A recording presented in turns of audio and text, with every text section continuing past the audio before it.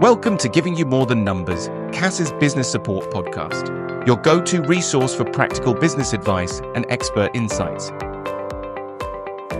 Hello, and welcome to Giving You More Than Numbers, CAS's business support podcast, where we break down business advice into practical, actionable steps for SMEs. I'm Paul Barnes, and today we're tackling a crucial topic, making year-end accounting stress-free and setting up for success. I'm delighted to be joined by John Moore, Director of Fruition Accountancy, and Andy Horvath, owner of Horvath Accountants, who'll be sharing their expert insights and real-world tips. Right then, let's dive in. Thanks both for joining us. And if you could first just give me a little bit about you and your firm so that our viewers and listeners can know about you. So, John? Yeah, absolutely. Hi, everyone. So I'm John Moore. I'm one of the two directors of Fruition Accountancy. We're a practice. We've got 31 staff, and we've got two offices in both Stratford-upon-Avon and in Lichfield. We came together with my partner during COVID, and we've been going from strength to strength. We very much are looking at owner-managed businesses and entrepreneurs. All of our advice and direction is all to be with entrepreneurial stuff, as well as doing a lot of work with charities and property owners. Brilliant. Thank you. And Andy? Hello, everyone. I'm Andy Horvath from Horvath Accountants, set up 5 years ago, just as COVID started. It's just me in the practice based in Birmingham, and like with John, owner-managed business, small family businesses, give them the help on their statutory obligations as well as their tax obligations. Fantastic. So actually what we've got is quite a medium-sized accounting firm with staff, and then Andy sort of looks after it under his own steam.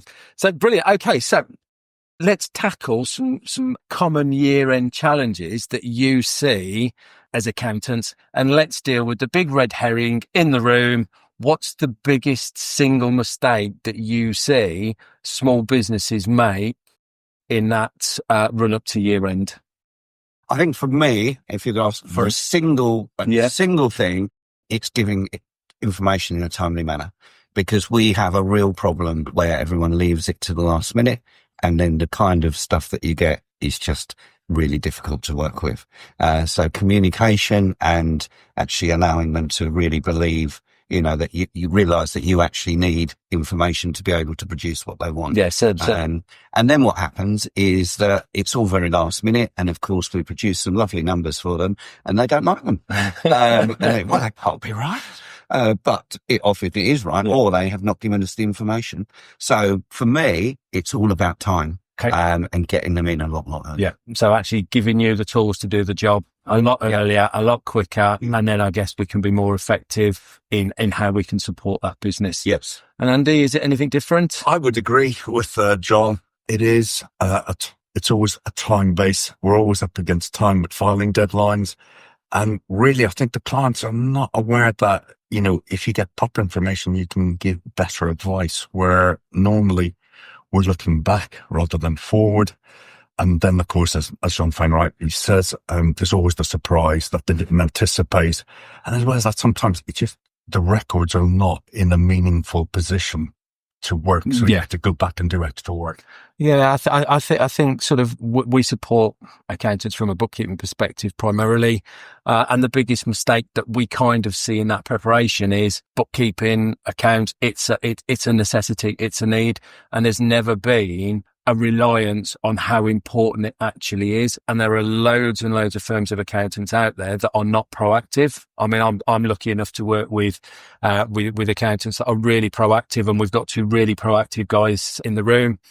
But that ability to get data early means that suddenly we can earn our fees and more in terms of value for a client. So that said, how early should a business start to prepare for year end? Ideally, in month 9. Okay. Because as always, you would like to sort of plan and have no surprises really. So, if the company's having a good year, there's certain tax planning things you can do. But of course, if they come after the year end, you can't do that, and it's gone. Yeah. So, I think it's getting clients aware that if we can get correct information on their system, we are more able to help them and most likely give them the service that they want. Yeah. I think I'll probably take it a little bit further. I'm a massive believer in planning, and I'm a massive believer in actually having real-time information and allowing you to actually work with the client throughout the year. So for our clients, we do quarterly meetings with them so that we're always on top of them. So yes, absolutely at month 9, but also at month 3, month 6 as well. So we're kind of aware what is going on. And it also gives them the opportunity to be able to have a conversation with us. And the big area, if you don't do that, which we often find is a problem, is stock, because so many of them, you contact them after the year end and we say, well, assume you took your stock. We stock. So yes, so that's that for some of the bigger clients that holding stock. That is a massive thing. But for tax planning points of view as well, there's things that Andy says we can do before the year end that we can't do after the year end. Yes, so you've got to be on top. Yeah, such as just obviously we potentially have got listeners and viewers that don't get that advice during the year. It's that after the event. So what sort of things would I'm going to call you proactive accountants and advisors? What sort of things should they be asking of their existing accountant, or potentially then looking to move to someone that does offer that stuff? So what type of things come up in that pre-year end? How long you got? So 20 minutes. No, I mean, I think it's really looking, being able to say to a client, hopefully they're using cloud accounting or something. So we've got an idea of what the profitability is going to be looking like. That gives us 3 months to actually say to them, and say, right, your tax is going to be somewhere in this region, but there are a few things that you can do to make pension contributions. Yeah. Okay. You might be thinking about buying some assets of some description. Well, why don't you do it before the year end rather than after the year end? Yeah. And many other things that you can just add in at that late stage, or relatively late stage, which you can't. Yeah, there are some givens, aren't there? So working from home, if you are home based, that's a retrospective. You don't need to plan for that in advance. But like you say, there are others. And dividend planning as well. At the moment, you can do that. I'm not saying you should, but you can do that after the year end as well. Yeah.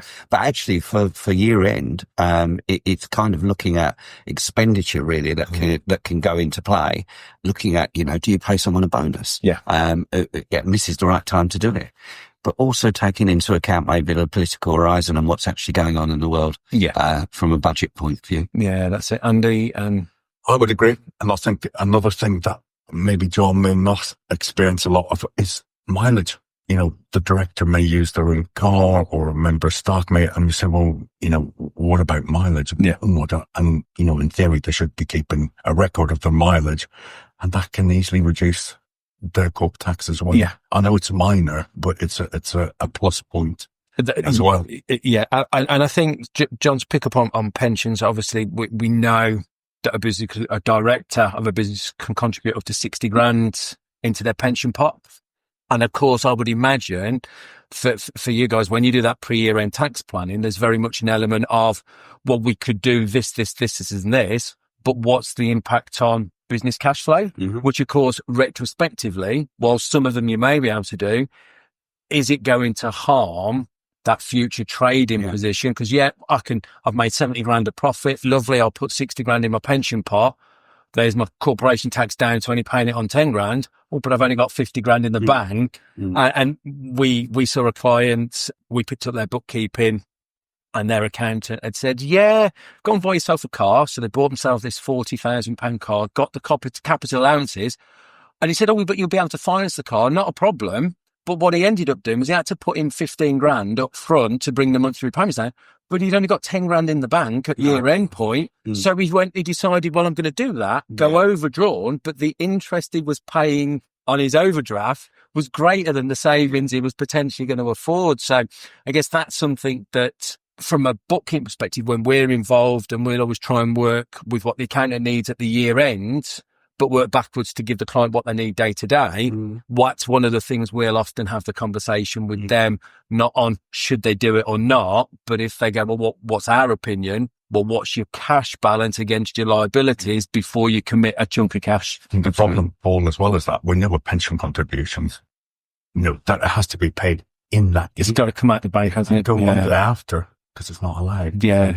So timing is good. Yeah, absolutely. Just picking up on something, just because we're on a podcast here. We are not financial advisors here. No. So 60,000 can be a different number depending on circumstances. Yes. Yeah. But the point is, cash flow is key in all of these decision making that you're going to make. So there are some costs that you can put through before the end of the year, where there isn't a cash flow impact until after that year. But you've got to make sure that you're looking after that. Again, that's that planning, isn't it? And for you to know how much money you need to be able to pay the wages at the end of the month, or whatever. Exactly. It was interesting, John, you said that, because I had a client and I said, potentially you can put this money in, but you have the funds, but then he was going for a major contract. Yeah. So I'd need to keep some working capital. So it was always useful. You can highlight and then discuss with the client what their requirements are. That's it. If you haven't checked it out, check out our first podcast with Jackie Hale, because that was all about cash flow, and everything that you do in terms of business has to be underwritten by cash flow. And I think that's what we touched on in the previous one, but it's quite reassuring from an accounting perspective that is still really important. We've kind of touched on a couple of them, but there's some quick wins that we could do throughout the year to make that year-end piece a little bit more fluid and a little bit more accurate. Any quick wins that you can you can share during the year that people could do? I think I'll probably be looking at wages particularly, and where we actually pay them along the line, because from a cash flow point of view, directors, for example, don't need to be paid on the books. You can do it all in month 12. So you don't have to do it throughout the year, but to look at your bringing cash flow back into play, it's really important to understand what you can actually do. But it's making sure you know what expenditure you need to make. A number of times I get questions from clients. They say, "Oh, right, going to reduce the tax. Right, we do this and this." And I say, "Hang on a minute, stop. Do you actually need that new asset, that new truck? Do you actually need it? Would you have bought it anyway?" And I always take people back to that point. It's one thing about saving tax, but it's another thing about actually being able to be realistic in what your actual needs are. And then from a preparation point of view of the accounts, if they're keeping good books all the way through the year, okay, it makes our life so much easier. A number of times, even those on cloud accounting, if they're not reconciling stuff as you go along, and that's where I would recommend Paul, obviously, for fantastic bookkeeping. But the point is, there's so many clients that don't do that, and they just throw it onto Xero or QuickBooks or whatever, and they think, "Oh, here you go," and you look at it and think, well, you never reconciled the bank. Yeah, well, what's that mean? I think so. Quick wins for me would be having a system that works, utilising good professionals to be able to do that, and then from a tax saving point of view, just always looking at changes that are happening and making sure you're only spending what you need to. Yeah, I guess understanding break even is probably a really critical part of that, and that ability to get that advice during the year. So you spoke about quarterly meetings. I would imagine you've got clients that you'll do monthly meetings with, especially probably in the early part of their business journey. Yeah. And just to give an example, actually, because something that's cropped up in the last 2 days, we've got a client, and they've got a potential investor coming into their business. Now, if they didn't have that up-to-date information, okay, they would not stand a chance. I mean, the fact they wanted me to turn around a valuation in 48 hours is another story. But the point is, at least we've got numbers that we can actually go back to the investor and say, right, well, here we go. This is what it looks like. And they're tangible as well, aren't they? Absolutely. They're real time. It's not this retrospective, or the position could have changed between pulling the numbers together and where we actually are. Correct. Yeah. I think, John, as we all know, it is frustrating for accountants sometimes where, they haven't closed down the previous year, and then stuff comes in that you've already done the reporting of the accounts, and then you're reconciling back. And, I would agree with John. It's really getting your control accounts. So just explain control accounts. So we've got a few non-financial people listening and tuning in. Really, the main control accounts are your PAYE, your VAT, and what that is the account at the end of the month should agree to what you have outstanding, the revenue, and the same with the VAT. I know there's debtors control, which is your debtors agrees to your listing on your nominal. And it's things like that. But having the right information is so important. Because as accountants, we can make concrete decisions and then give advice on that. Yeah. Rather than it's a bit airy and we're not too sure. As John Fang rightly says, if you have a bank that hasn't been reconciled, the costs are going to already increase because it will take somebody a lot of time to go through that. We share a client, and Andy, don't we? That very much his attitude is, well, I've got money in the bank, so I must be doing okay. And actually, it's only when you start to look at those control accounts of how much money do you owe, what's your VAT liability, what's that predicted corporation tax, or if you've post year end, what is my provision for corporation tax, that suddenly you go, well, actually, I might have X in the bank, but by the time I've taken off all of these, I'm not as well off as we think. And again, so that accurate internal quarterly meetings. I think corporation tax is one of the big ones because a lot of people don't report on that during the year. Yeah. And I think that's where they go wrong because it is a big surprise at the end of the year. Anything that we will do, and I know you would do as well, we actually put that provision in every month because it actually allows them to really see what it actually is going to look like. That's it. And there's a couple of ways you can do that. Obviously, you've got the accounting journals, which would sit in and then can be reversed out, or actually, and the way we tend to work with our clients is we'll build in a formula into the reporting so that there's no accounting adjustments to make, but the report will give them the predicted, which just helps people manage cash flow. I would agree totally with that.